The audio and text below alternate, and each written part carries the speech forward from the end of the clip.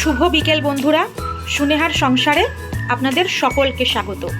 আজ আবার চলে এসেছি বেশ কিছু রেসিপি নিয়ে। আজকে আমাদের 3-4 জন খাওয়া দাওয়া হবে, তার জন্য এখানে আমি চিকেনের একটা আইটেম বানাবো। এটা হচ্ছে বলতে পারেন ঠাকুরবাড়ির একটা হারিয়ে যাওয়া স্বাদ, চিকেন রসল্লা। এটা একটু আগেকার দিনের রান্না, আপনাদের সঙ্গে শেয়ার করব। তার জন্য এখানে আমি কি করেছি, এখানে 1 কিলো মতো চিকেন আছে। এটাকে আমি একটুখানি দই, টক দই, নুন, গোলমরিচের গুঁড়ো আর একটুখানি ঘি, বেশ 2 চামচ ঘি দিয়ে মাখিয়ে রেখেছি। এখানে আমি বেশ কিছুটা রসুন, কাঁচা লঙ্কা, শুকনো লঙ্কা নিয়েছি। এটা পেস্ট করে নেব। আর পেঁয়াজ চপ করে নিয়েছি। 1 কিলো চিকেনের জন্য মোটামুটি 3-4টে পেঁয়াজ চপ করে নিতে হবে। এই সবগুলো হয়ে গেলে সব কিছু দিয়ে ভালো করে চিকেনটাকে ম্যারিনেট করে নেব। এটা মোটামুটি আধ ঘন্টা হয়ে গেছে। আমি টক দই, নুন, গোলমরিচ আর ঘি দিয়ে মাখিয়ে রেখেছি। আর এখানে হচ্ছে পটল ভাজা, একটু পটল ভাজছি। এখানে ভাত হয়ে গেছে, ডাল হবে। আর তার সঙ্গে এখানে কিছুটা আমি আলু সেদ্ধ করে নিয়েছি আলু ভর্তা বানানোর জন্য। দেখতে থাকুন বন্ধুরা, আপনাদের সঙ্গে বাকি ভিডিওটা শেয়ার করব। এই যে রসুন, শুকনো লঙ্কা, কাঁচা লঙ্কাটা ভালো করে পেস্ট করে নিয়েছি। আর পেঁয়াজটা চপ করা আছে। এবার এইগুলো দিয়ে চিকেনটা ভালো করে ম্যারিনেট করে নেব।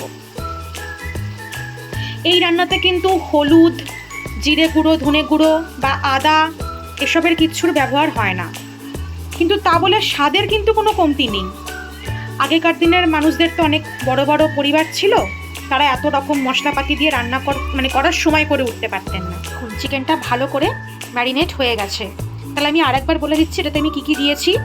টক দই, নুন, গোলমরিচ, 2 চামচ ঘি, আর হচ্ছে রসুন, শুকনো লঙ্কা আর কাঁচা লঙ্কা পেস্ট, আর পেঁয়াজ কুচি চপ করে, ব্যাস আর কিচ্ছু না।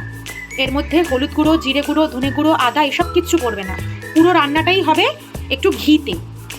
আগেকার দিনের ঠাকুরবাড়ির লোকেরা বেশি তেল মশলা তো ব্যবহার করতেন না, খুব কম উপকরণ দিয়ে রান্নাবান্না করতেন, কিন্তু তাতেই দুর্দান্ত স্বাদ হতো। এই যে কড়াই গরম হয়ে গেছে। এবার আমি এই চিকেনটা এর মধ্যে দিয়ে দেবো।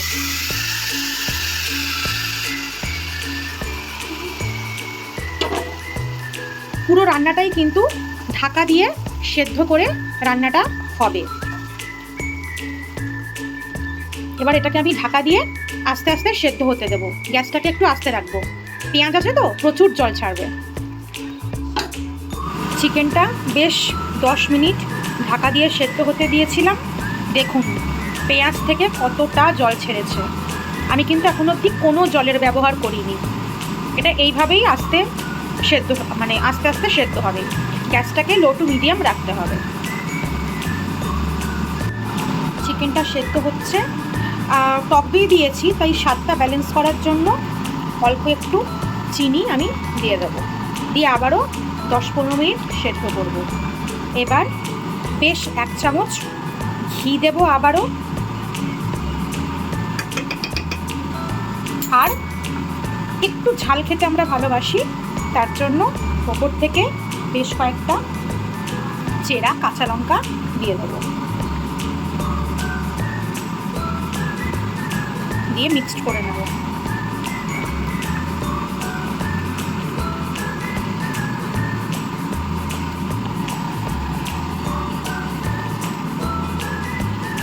দিয়ে আরও 10 মিনিট মতো সেদ্ধ হয়ে গেলে চিকেন রসল্লা একদম রেডি।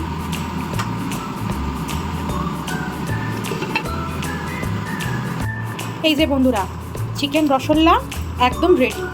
মাংসটাও খুব সুন্দরভাবে সেদ্ধ হয়ে গেছে। এটা কিন্তু আমি খুব বেশি গ্রেভিও করিনি, খুব শুকনোও করিনি।